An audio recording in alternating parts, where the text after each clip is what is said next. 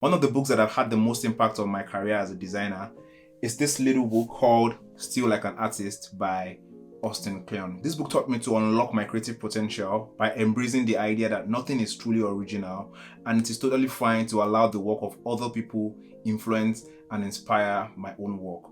That is why in today's video, I'll be sharing 3 lessons from this book and how it has made me a better designer. Yes, just 3 lessons. Today's video is going to be short and sweet, so stick around to the end. Let's get into it. The first lesson that I got from this book is that no idea is original.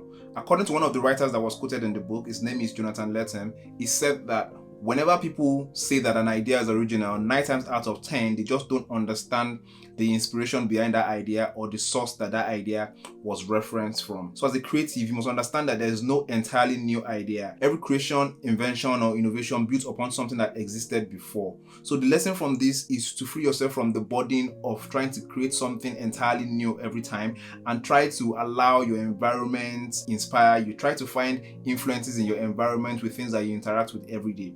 There's a lot of ways that you can be influenced if you're observant enough in your environment. You could get inspiration from the graffiti art in the next street. You could get inspiration from the posters in the train station. It could be from your favorite scene in one of the TV shows that you watch, or even what the checkout experience of one of your favorite apps looks like, or the sound of nature when you go for a walk. The important thing here is to make sure that you acknowledge that there's inspiration everywhere around you and you're always observant of your environment so that you can be influenced by it. The second lesson from this book is to grow your creative family tree. We all understand the concept of the family tree that we were taught in primary or elementary school, which is basically how you are connected to your parents and your grandparents and how all your nieces and your nephews and everybody is connected together. This is similar to growing a creative family tree. In growing a creative family tree, what you need to do is to find somebody that you admire their work, and then you're going to find the people that influence that person that you admire their work, and then you would also find the people that influence the people that influence that person that you admire their work. So you're basically creating a family tree of creativity and tapping into each of those people's work by understanding and studying their work and looking at how they approach their work, and that can help you to gain influences and inspiration from multiple generations of creativity. Now let me give you an example of how I grew my own creative family tree. I didn't even know I was doing this at the time until I started reading this book. While I was working as a graphic designer at a real estate company, I met a very talented Nigerian graphic designer called Seyi Olusonya. So when I was working with Seyi, I started to admire Seyi's work a lot. It was into brand and visual identity design, and it was really, really good at it. So as I started to admire his work, I realized that Seyi was influenced by the work of Michael Beirut.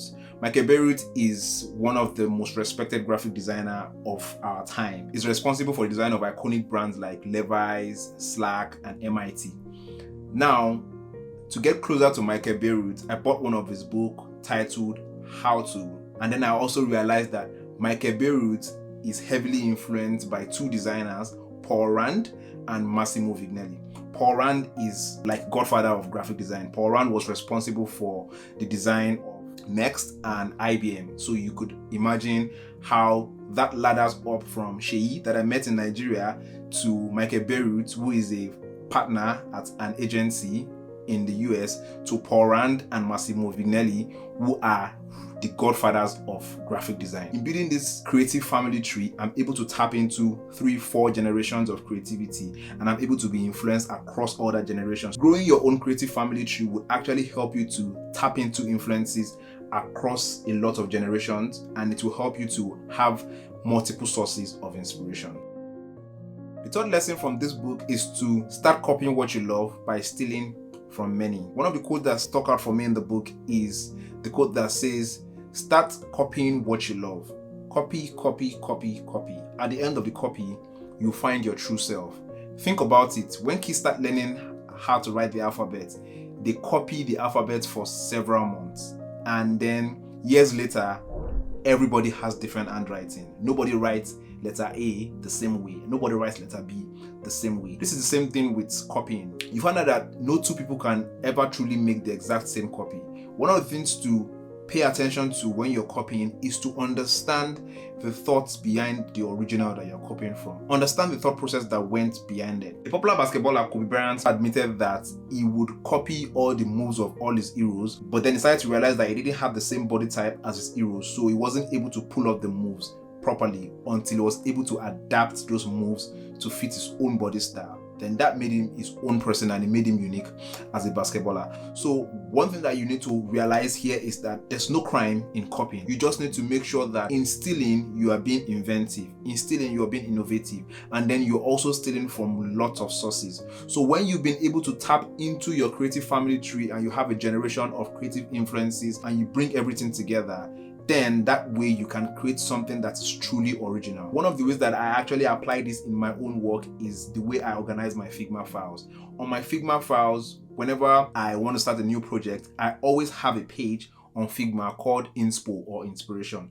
On this page, I have all the screenshots or all the things that I find online that could help me with the product that I'm working on. It could be competitor products or it could be products that are not even related, just because I like what the visual design looks like or what the brand design looks like or the typography that is used or how that particular product is able to solve a problem. So whenever I'm working on the project and I get stuck at any point in time, maybe I'm not able to proceed with something or I'm having problems solving a particular solution visually, I always go back to my Inspo page and try to look at that and reflect and see, okay, how did these people do this or how did this come about? And that Inspo page is on my Figma file, so it's as close to me as possible. So I always know that whenever I get stuck, I can always go and look for inspiration. So this is one of the way I've been able to use copying and stealing from many to be able to solve the problems that I'm trying to solve in my own niche. So those are 3 lessons from Still Like an Artist by Austin Kleon. There's actually a lot more lessons in there. These are just the ones that resonate with me the most and I wanted to share them with you. It's an amazing little book with a lot of tips that can help you do creative work. If you enjoyed watching this video, you can also watch another video I made on how I became a product designer. Thanks for watching and subscribe to my channel for more videos that can help you become a better designer. I'll see you in the next one. Bye.